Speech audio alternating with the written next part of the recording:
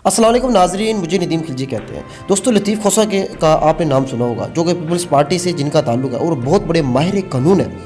तो वो एक तलत हुसैन के प्रोग्राम में मौजूद थे। तो उस वक्त वो गुफ्तगू कर रहे थे और उन्होंने कहा कि शहबाज शरीफ की आखिरी रात है और शहबाज शरीफ को कोई ऐसा कोई गलत बंदा मशवरा दे रहा है कि जो है बिल्कुल वो आइन के खिलाफ जा रहे हैं। कहते जब आइन में लिखा है, जब वाज़ेह तौर पर आइन में लिखा है कि इलेक्शन 90 दिन के अंदर होना है तो फिर होना है।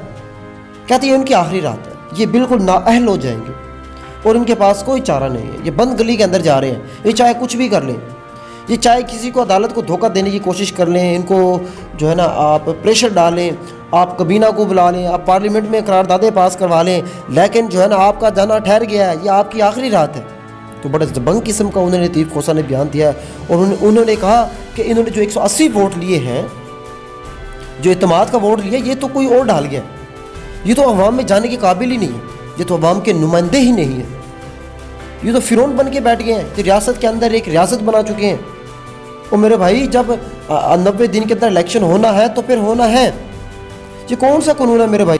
तो तलत हुसैन ने उनसे पूछा, लतीफ़ खोसा से, कि भाई ये तो मेरे ख्याल में अच्छा नहीं हुआ, 3 रुकनी जो बेंच जो है ये नहीं होना चाहिए था, इनको लार्जर बेंच बना देते तो कितना अच्छा होता। तो लतीफ़ खोसा ने जवाब दिया कि मेरे भाई इस तरीके से तो और फिर कोई और पार्टी आ जाएगी, वो कहेगी कोई अगर कोई मसला होगा वो कहेगी जी फुल बेंच बनाए, ये करें वो करें। और मेरे भाई कब तक चलेगा?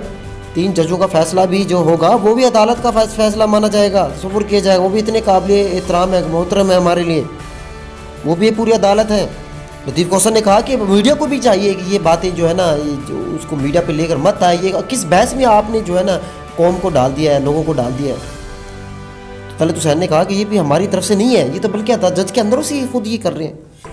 तो लतीफ़ खोसा ने कहा कि भाई किसी जज ने भी, जितने भी जिन्होंने भी इख्तिलाफी नोट लिखा है, किसी जज ने भी ये नहीं कहा कि इलेक्शन जो है 90 दिन के अंदर ना हो या 90 दिन से ज़्यादा होने चाहिए। कि सब ने कहा कि इलेक्शन जो है 90 दिन के अंदर होने लाजिम है। तो भाई फिर इख्तिलाफ जो है ना किस चीज़ का? तो इसलिए मेरे भाई इलेक्शन तो होने, तो ये इसलिए इलेक्शन से भाग रहे क्योंकि कौम में, अवाम के सामने, बाज़ारों में कहीं जाने के ये काबिल नहीं रहे।